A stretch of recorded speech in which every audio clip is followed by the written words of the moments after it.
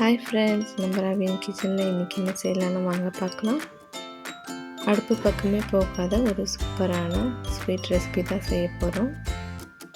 இது ஒரு 5 நிமிஷத்தில் சீக்கிரமாக செஞ்சிடலாம். இந்த ஸ்வீட் நம்ம இந்த பொருளை தான் செஞ்சோன்னு சொல்லி சாப்பிட்டு பார்த்தா யாரும் நம்பவே மாட்டாங்க. அவ்வளோவும் டேஸ்டியாக இருக்கும். பேக்கரி ஸ்டைலில் நம்ம வீட்டிலேயே இந்த ஸ்வீட் ரெசிபி எப்படி செய்யலான்னு வாங்க பார்க்கலாம்.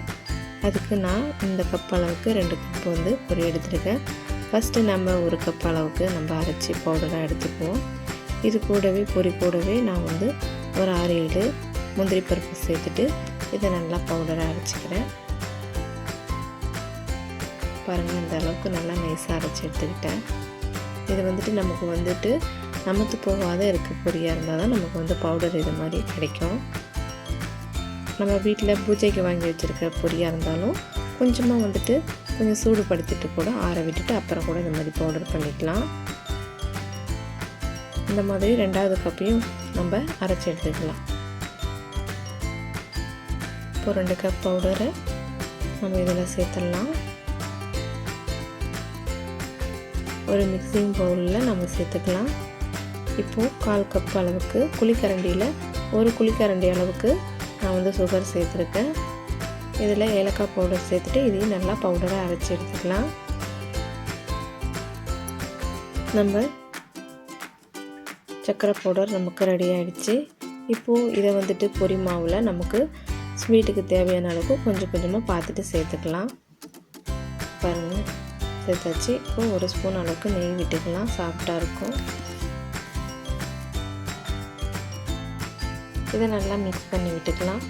நான் ஏற்கனவே பால் காய்ச்சி ஆற வச்சு ரெடி பண்ணி வச்சுருக்கேன். இப்போ இது கூட இன்னும் கொஞ்சம் சுகர் பவுடர் சேர்த்து இதை நல்லா மிக்ஸ் பண்ணிக்கலாம்.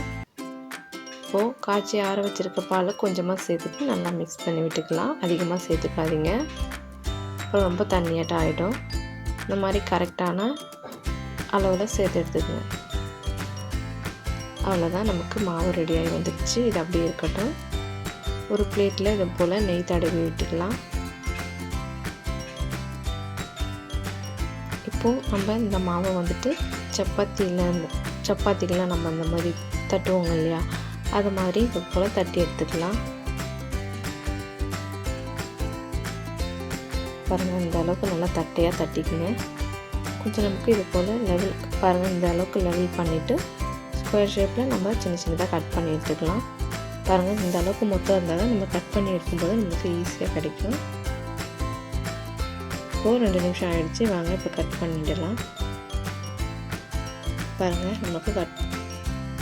நம்ம கரெக்டான அளவில் சுகர் பவுடரும் பாலும் சேர்த்துருக்கோம். அதனால் நமக்கு கட் பண்ணுறதுக்கு ரொம்பவும் ஈஸியாக வருது. பாலும் சர்க்கரையும் கூடி போயிட்டாலும் நமக்கு இது போல் கட் பண்ணுறதுக்கு வராது. நமக்கு எல்லாமே கரெக்டான அளவில் இருக்குது. அதனால் சூப்பராக நம்ம இதை கட் பண்ணிட்டோம். இப்போது இதை கிராஸாக கட் பண்ணி இது மாதிரி பீசஸை தனியாக எடுத்துக்கலாம். பாருங்கள், நான் சின்ன பீஸாக தான் போட்டிருக்கேன். இந்த மாதிரி சின்ன பீஸாக போட்டு நம்ம வேற ஒரு பிளேட்டில் இது மாற்றி வச்சுக்கலாம்.